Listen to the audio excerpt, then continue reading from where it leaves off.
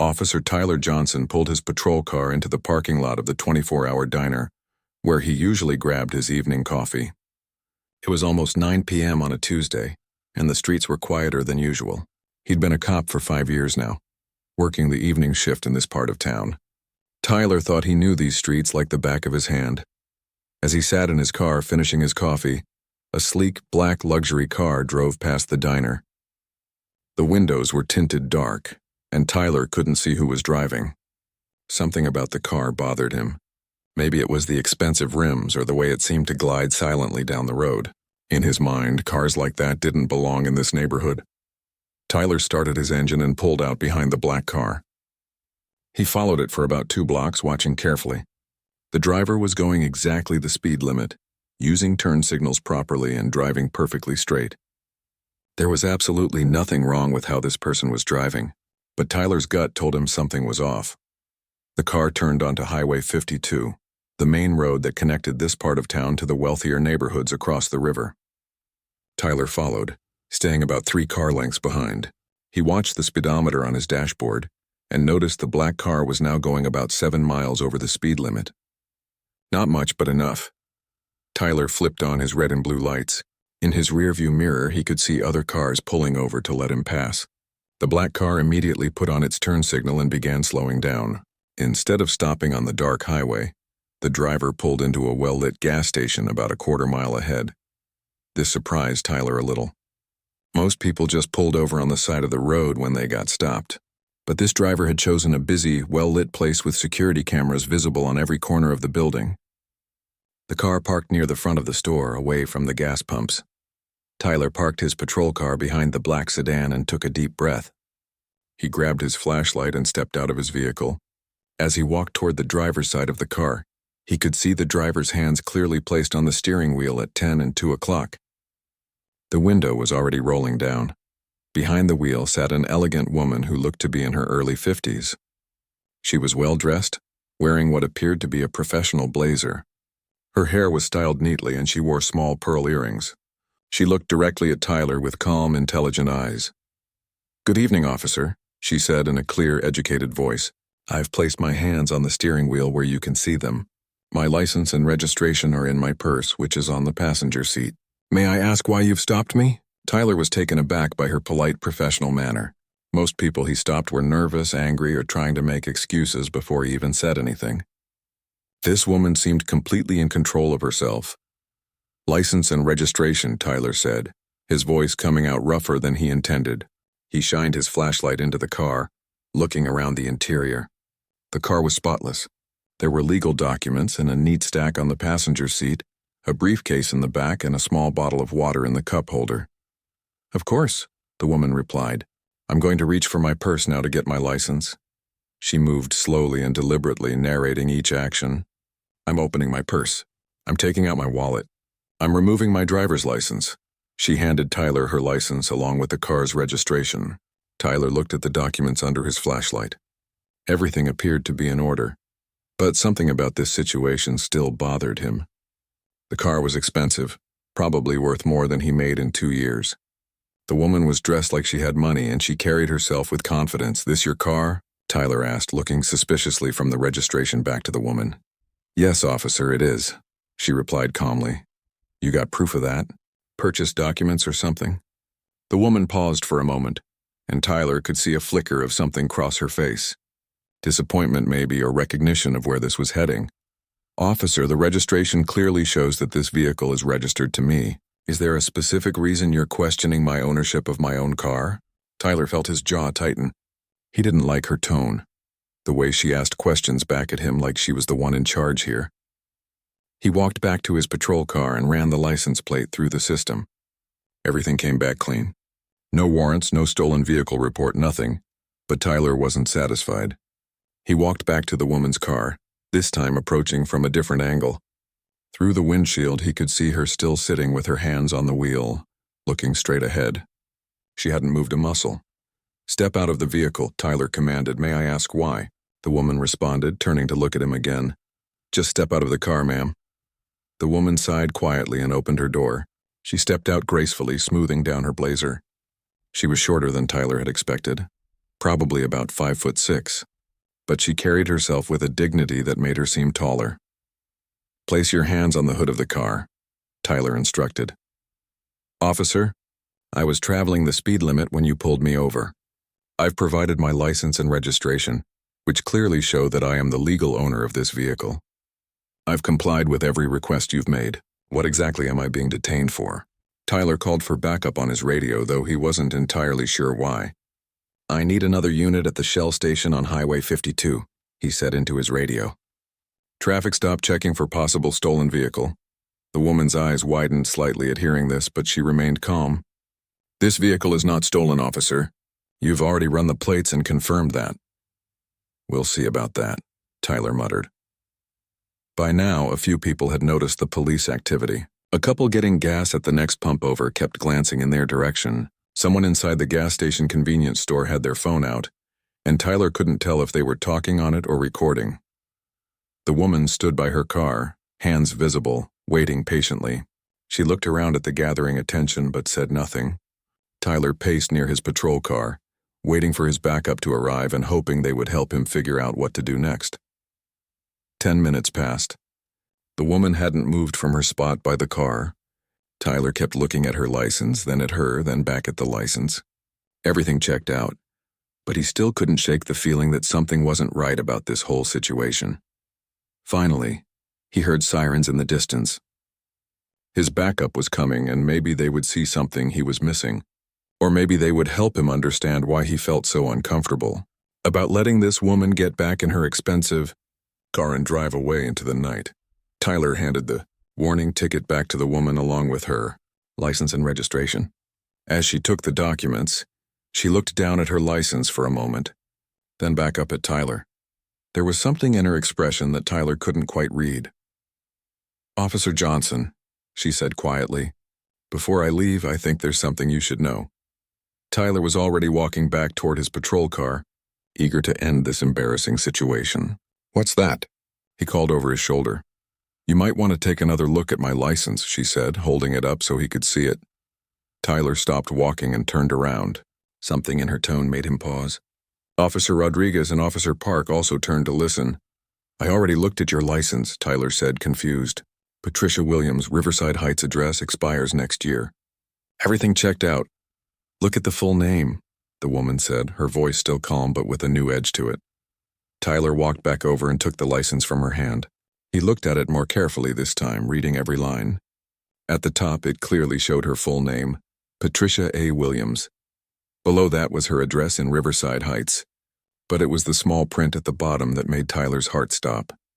In tiny letters, almost too small to read in the dim light, were the words, "Honor Patricia A. Williams." Tyler's hands began to shake as the meaning of those 3 letters sank in. Hunter wasn't part of her name.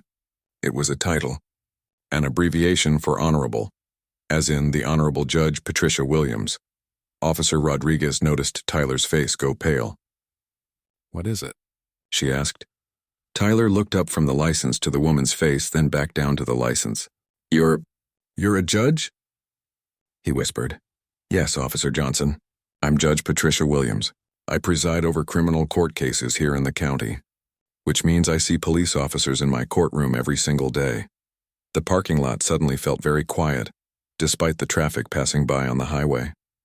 Officer Park took a step backward. Rodriguez closed her eyes and shook her head slowly. Tyler felt like the ground was moving under his feet. Judge Williams. He had heard that name before. She was one of the most respected judges in the county, known for being tough but fair. Every cop in the department knew who she was, even if they had never appeared in her courtroom. "Judge Williams," Officer Rodriguez said quickly, stepping forward. "I am so sorry about this whole situation. This should never have happened." Judge Williams looked at Rodriguez, then at Park, then finally at Tyler. "Officer Rodriguez, I appreciate your apology, but I want you all to understand something. This didn't happen because I'm a judge. This happened because of how I look and what assumptions were made about me based on my appearance." Tyler tried to speak, but no words came out. His mind was racing, thinking about all the things he had said and done in the last half hour. He had questioned whether she really owned her car. He had demanded to know how she could afford it. He had made assumptions about her based on nothing more than the color of her skin, and the neighborhood where he had pulled her over. "Officer Johnson," Judge Williams said, looking directly at him, "in my courtroom I see the results of racial profiling every week. I see young black men who were stopped for driving while black, searched without cause, arrested for things that white drivers get warnings for. I had hoped that by now these problems were getting better." Tyler finally found his voice. "Judge Williams, I didn't mean—" "What didn't you mean?" she asked. "You didn't mean to follow my car for 2 blocks looking for a reason to stop me? You didn't mean to question whether I really owned my vehicle? You didn't mean to detain me for 25 minutes for a simple speeding violation?" Officer Park stepped forward. "Your Honor, Officer Johnson made some mistakes tonight, but—" "Officer Park," Judge Williams interrupted, "this wasn't a mistake. This was a pattern of behavior that I've seen too many times before. Officer Johnson profiled me from the moment he saw me driving my car. Tyler felt like he was going to be sick. Everything Judge Williams was saying was true, and he knew it. He had made assumptions about her based on her race, and those assumptions had guided every decision he made during the traffic stop." "What happens now?" Tyler asked quietly. Judge Williams looked at him for a long moment. "What happens now is that I'm going to drive home to my family. Tomorrow I'm going to file a complaint with your department, and then I'm going to decide how to handle this situation." "Are you going to have me arrested?" Tyler asked. "For what? Being ignorant? Being prejudiced?" "Those aren't crimes, Officer Johnson. They're character flaws," Rodriguez spoke up. "Judge Williams, is there anything we can do right now to make this better?" "You can make sure this never happens again," Judge Williams replied. "You can learn from what happened here tonight, and you can hold each other accountable when you see behavior like this." Tyler looked down at his feet. "Judge Williams, I want you to know that I never intended to—" "Officer Johnson," she cut him off. "Your intentions don't matter as much as your actions. Your actions tonight were those of someone who made racist assumptions about a citizen you were supposed to protect and serve." The words hit Tyler like a physical blow. He had never thought of himself as racist. He had black friends, black coworkers, but standing here now, listening to Judge Williams spell out exactly what he had done, he couldn't deny the truth of what she was saying. "What can I do to fix this?" Tyler asked. Judge Williams studied his face for a moment. "You can start by admitting to yourself that you have a problem. You can get training on implicit bias. You can examine your own prejudices and work to overcome them, and you can treat every citizen you encounter with the same respect you would want for your own family." Officer Rodriguez stepped forward again. "Judge Williams, I want to assure you that this behavior doesn't represent our entire department." "I hope that's true, Officer Rodriguez. But this isn't the first time I've been profiled by police officers. It's just the first time it's happened to me as a sitting judge." Tyler realized that people were still watching from around the gas station. Some had their phones out, clearly recording the conversation. He wondered how long it would be before this video was all over social media. Judge Williams walked back to her car and opened the driver's door. "Officers, I hope you all have a safe rest of your shift. Officer Johnson, I hope you spend some time tonight thinking about what happened here." Tyler watched as Judge Williams got into her car and started the engine. She pulled out of the parking lot slowly and carefully, using her turn signal and checking her mirrors. Even now, after everything that had happened, she was driving perfectly. As the taillights of her car disappeared down the highway, Tyler realized that his life as a police officer would never be the same. He had profiled and humiliated one of the most powerful people in the county's criminal justice system. But more than that, he had done something that went against everything he had sworn to uphold when he became a police officer. Officer Rodriguez put her hand on Tyler's shoulder. "Tyler, you need to call Sergeant Williams and tell him what just happened. And then you need to start figuring out how you're going to make this right." Tyler nodded, pulling out his cell phone. His hands were still shaking as he dialed his supervisor's number. In the distance, he could hear sirens from other emergency calls, the normal sounds of a Tuesday night shift. But for Tyler, nothing about this night felt normal anymore. Tyler's phone call to Sergeant Williams was the longest 5 minutes of his career. He stood in the gas station parking lot, watching his fellow officers pack up their equipment, while he explained to his supervisor that he had just racially profiled and illegally detained a county judge. "You did what?" Sergeant Williams said on the other end of the line. Tyler could hear papers shuffling in the background. "Johnson, tell me you're joking." "I wish I was joking, Sarge," Tyler replied. "I pulled over Judge Patricia Williams for speeding, and then I made some really bad decisions." There was a long pause. Johnson, come straight to the station when your shift ends. Don't talk to anyone else about this. Don't write anything down. Just come see me. Tyler hung up the phone and looked around the parking lot. Officer Rodriguez and Officer Park were finishing their paperwork by their patrol cars. The crowd of onlookers had mostly dispersed, but Tyler noticed that a few people were still hanging around, probably uploading videos to social media. His radio crackled to life. All units, we have a domestic disturbance call on Oak Street. Tyler realized he was supposed to respond to normal calls for the rest of his shift, but he couldn't imagine focusing on anything else right now. Rodriguez, he called out, can you take my calls for the rest of the night? I need to head back to the station. Rodriguez nodded. Yeah, no problem. Tyler, listen. What happened tonight doesn't make you a bad person, but you need to learn from it. Tyler drove back to the police station in silence, replaying every moment of the traffic stop in his head. He kept thinking about the calm way Judge Williams had handled the situation, even when he was treating her terribly. Most people would have been screaming at him by the end, but she had maintained her dignity throughout the entire ordeal. At the station, Sergeant Williams was waiting for him in his office. The sergeant was a 20-year veteran with graying hair and tired eyes. He had seen everything during his career, but Tyler could tell this situation was bothering him more than usual. Sit down, Johnson, the sergeant said, closing the office door behind them. Now tell me exactly what happened from the beginning. Tyler spent the next hour going through every detail of the traffic stop. Sergeant Williams took notes, occasionally asking questions or shaking his head. When Tyler finished his story, the sergeant leaned back in his chair and sighed. Johnson, do you understand how serious this is? He asked. Yes, sir. I think I do. No, I don't think you do. Judge Williams isn't just any citizen. She's someone who can make decisions that affect our entire department. She reviews our cases. She decides whether our arrests were justified. She determines if our search warrants were properly executed. And you just gave her every reason to question whether our officers can be trusted to do their jobs fairly. Tyler felt his stomach drop. He hadn't thought about the bigger implications of what he had done. Sergeant Williams continued. But that's not even the worst part. The worst part is that you profiled a citizen based on race. That's a civil rights violation. That's the kind of thing that can result in federal investigations, lawsuits, and criminal charges. What happens now? Tyler asked. Now we wait. Judge Williams said she's going to file a complaint, which means Internal Affairs will investigate. You'll probably be suspended while they conduct their investigation. Depending on what they find, you could be terminated or face criminal charges yourself. Tyler put his head in his hands. Sarge, I never meant for any of this to happen. I just thought something seemed off about the situation. What seemed off, Johnson? A black woman driving an expensive car? Tyler looked up.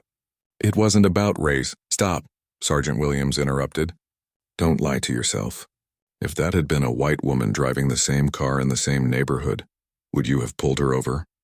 Tyler started to answer, then stopped. He thought about it honestly for the first time. I don't know. Maybe not. Maybe not. That's the problem, Johnson. You made assumptions based on race, and those assumptions led you to violate someone's civil rights. Meanwhile, across town, Judge Williams was sitting in her home office, writing her formal complaint. She had changed out of her work clothes and was wearing comfortable pajamas, but she was wide awake despite the late hour. Her husband, Dr. Michael Williams, knocked on the office door. Patricia, it's almost midnight. Are you coming to bed? I'll be up in a few minutes, she replied, not looking up from her computer. I need to finish this complaint while everything is still fresh in my memory. Dr. Williams walked into the office and sat down in the chair across from her desk. How are you doing, really? Judge Williams stopped typing and looked at her husband. I'm angry, Misha. I'm angry that in 2025 I still have to deal with this kind of treatment. I'm angry that some police officer thought he could intimidate me because of the color of my skin. Are you going to pursue this legally? I'm going to file the complaint and let Internal Affairs handle it. But I'm also thinking about something bigger. What do you mean? Judge Williams turned her computer screen so her husband could see what she was writing. I'm thinking about using this as an opportunity to create real change. This police department needs better training on implicit bias and racial profiling. They need policies that prevent this kind of thing from happening to other people. Dr. Williams read over the complaint. You're being very measured in your language here. Most people would be demanding that officer's job. Getting one officer fired doesn't solve the systemic problem. I want to work with the police department to make sure this doesn't happen to anyone else. The next morning, Judge Williams submitted her complaint to the police department's Internal Affairs Division. Within an hour, she received a phone call from Police Chief Robert Martinez. "Judge Williams, I want to personally apologize for what happened last night," Chief Martinez said. "Officer Johnson's behavior was completely unacceptable. Chief Martinez, I appreciate your call, but I'm more interested in what you're going to do to prevent this from happening again. What do you have in mind?" Judge Williams had been thinking about this all morning. "I want to work with your department to implement comprehensive bias training for all officers. I want to review your policies on traffic stops and searches. And I want to establish a community oversight board to review complaints like mine." Chief Martinez was quiet for a moment. "Judge Williams, that's a significant undertaking." "Yes, it is, but it's necessary. Chief, I could file a federal civil rights lawsuit that would cost your department millions of dollars and years of litigation, or we can work together to create positive change." "What about Officer Johnson?" "That's up to you and your internal affairs investigation, but I'm more concerned with preventing future incidents than punishing past ones." Back at the police station, Tyler was cleaning out his locker. He had been suspended pending the investigation, and he wasn't sure if he would ever wear the uniform again. Officer Rodriguez stopped by as he was packing his personal items. "Tyler, I heard about the suspension." "I'm sorry. I brought this on myself," Tyler replied. "I made a mistake and now I have to deal with the consequences. What are you going to do while you're suspended?" Tyler closed his locker and picked up his box of belongings. "I'm going to figure out how I became the kind of person who could do what I did last night, and then I'm going to try to become a better person." As Tyler walked out of the police station, he realized that his career in law enforcement might be over.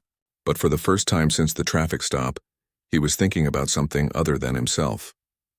He was thinking about Judge Williams and how she had maintained her dignity, even when he was treating her like a criminal. He was thinking about all the other people he might have profiled without even realizing it. The video of the traffic stop had already started circulating on social media.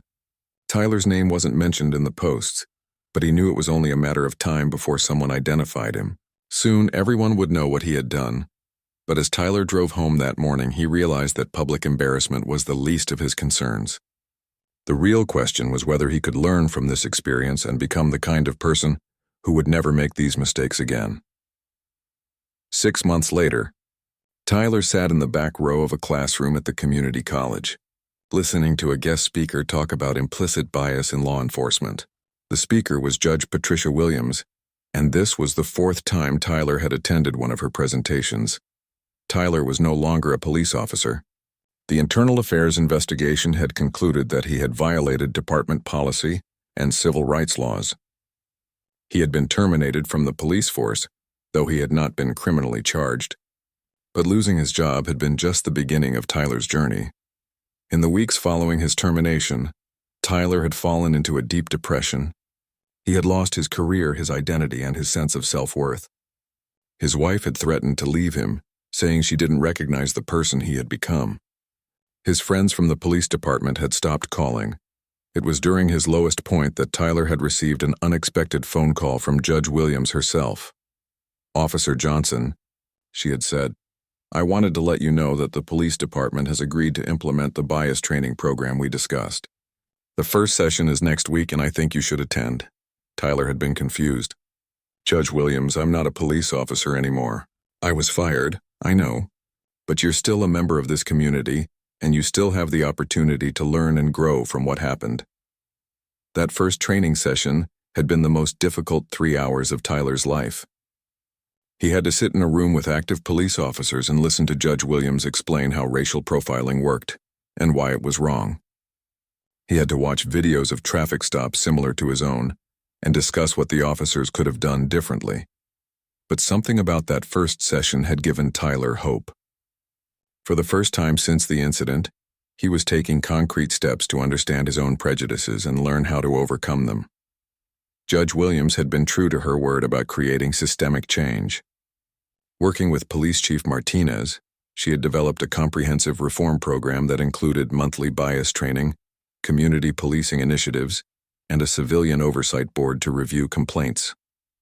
The program had become a model for other police departments across the state. Tyler had attended every public session, even though he was no longer required to. He had also started seeing a therapist who specialized in helping people confront their unconscious biases. The work was difficult and sometimes painful, but Tyler was committed to becoming a better person. After Judge Williams finished her presentation, she opened the floor for questions. An older white man in the front row raised his hand. "Judge Williams, don't you think this bias training is just political correctness run wild? Most police officers are good people who are just trying to do their jobs." Judge Williams nodded thoughtfully. "You're absolutely right that most police officers are good people, but good people can still have unconscious biases that affect their decisions. The goal of this training isn't to make officers feel guilty about their prejudices. It's to help them recognize those prejudices so they can make better decisions."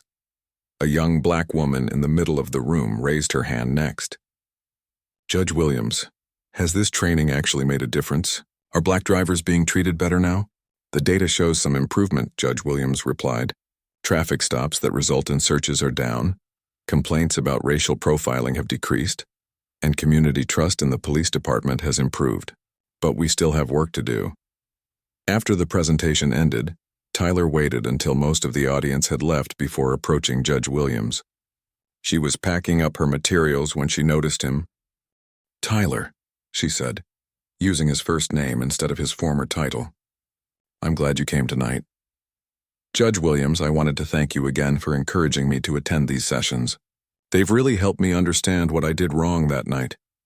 Judge Williams studied Tyler's face. Over the past 6 months, she had watched him transform from an angry, defensive ex-cop into someone who was genuinely committed to personal growth. "What are you doing with yourself these days?" she asked. "I'm working at a nonprofit that helps formerly incarcerated people find jobs and housing," Tyler replied. "It's not much money, but it feels meaningful. I'm also taking classes to become a social worker." Judge Williams smiled. "That's wonderful. How is your family doing?" "Better. My wife and I went to counseling together, and we're in a much better place now. She says I'm a different person than I was 6 months ago."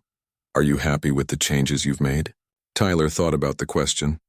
"I'm not happy about what it took to get here. I'm ashamed of how I treated you that night, and I'm sorry about all the pain I caused.